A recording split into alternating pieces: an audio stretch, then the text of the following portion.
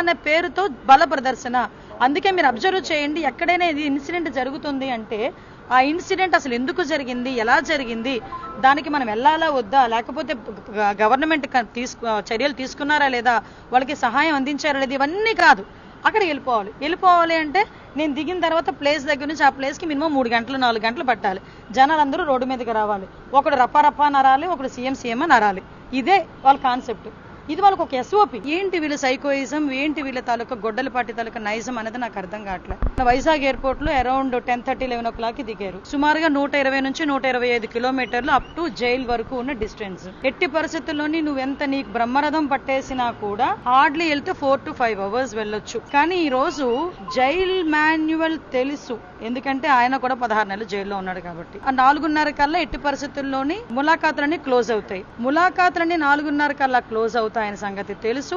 అయినప్పటికీ కూడా ర్యాలీలు చేసుకుని సిద్దిరప్పలరాజు అనే వ్యక్తిని పరామర్శించడానికి వెళ్తున్నానని చెప్పి పెద్ద డ్రామా ఆడి ఒక ప్రతిష్టాత్మకమైన విజయనగరం భోగాపురం గ్రీన్ఫీల్డ్ ఎయిర్పోర్ట్ ఒక 36 గంటల్లో ప్రారంభోత్సవం కాబోతుండగా ఒక పెద్ద డ్రామాకి తెరలేపుదామని చెప్పేసి వెళ్ళిన ప్రక్రియ. అసలు నీకు చిత్తశుద్ధి ఉందా? బాధితుడిని ఎవరైనా పరామర్శిస్తారు, అంతేగాని నేరం చేసిన వాడిని పరామర్శించడానికి నేర ప్రవృత్తి కలిగిన చాలా మందిని అణకేసుకు వెళ్ళటం. ఈ రోజు చూస్తారండి, నిజంగా పరామర్శకు వచ్చాడా లేకపోతే బల నిరూపణకు వచ్చాడా? విశాఖపట్నం ఎయిర్పోర్ట్ దగ్గర నుంచి మొదలు పెట్టుకొని ఎక్కడ కూడా ఏ పోలీసు కూడా అడ్డుకోలేదు, ఏ పోలీసు కూడా ఎవరిని కూడా ఇబ్బంది పెట్టలేదు. ఆఖరికి పోలీసుల్ని కూడా ఈ రోజు ఒక మహిళా పోలీసు ప్రవళిక, ఆ అమ్మాయి తన డ్యూటీ తను చేసుకుంటూ ఉంటే అక్కడ ఆమ్దాల వలసకు సంబంధించిన ఒక ఇన్ఛార్జ్ వైఎస్ఆర్సీపీ నాయకులు ఒక ఆడపిల్ల అని కూడా చూడకుండా ఆ అమ్మాయి మీద ప్రవర్తించిన దురుసు ప్రవర్తన ఏదైతే ఉందో అది నిజంగా అందరూ ఖండించాలి. ఎవరైతే మానవత్వం ఉంది, స్త్రీని గౌరవించే ప్రతి ఒక్కడు కూడా ఖండించాలి ఈ రోజు.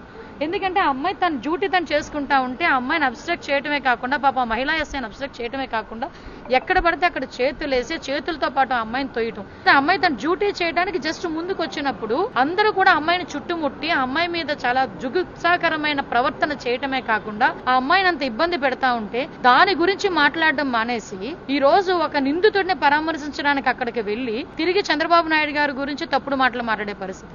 నిజంగా సిద్దిరప్పలరాజు కుటుంబాన్ని, సిద్దిరప్పలరాజుని ఆ ములాఖాతులో నిజంగా కలవాలి అనుకుంటే కనుక ఇన్ టైంలో వెళ్ళాలి కదండి, ఇన్ టైంలో వెళ్ళాలి కదా. 4:30 అతనికి యాక్చువల్ గా ఇచ్చిన టైం 2 to 3 అయినా కూడా 4:30 వరకు జైలు ఇన్స్ట్రక్షన్స్ ప్రకారం 4:30 వరకు అలౌ చేస్తారు. అయినా కూడా ఆ టైంలో కూడా వెళ్ళాలి. 5:30కి బ్యారక్స్ అన్ని క్లోజ్ అవుతాయని తెలియదా ఆయనకి? ఏ జైల్లోనైనా నామ్స్ ప్రకారం 5:30కి బ్యారక్స్ అన్ని క్లోజ్ అవుతాయి కదా, ఆ మాత్రం తెలియదా?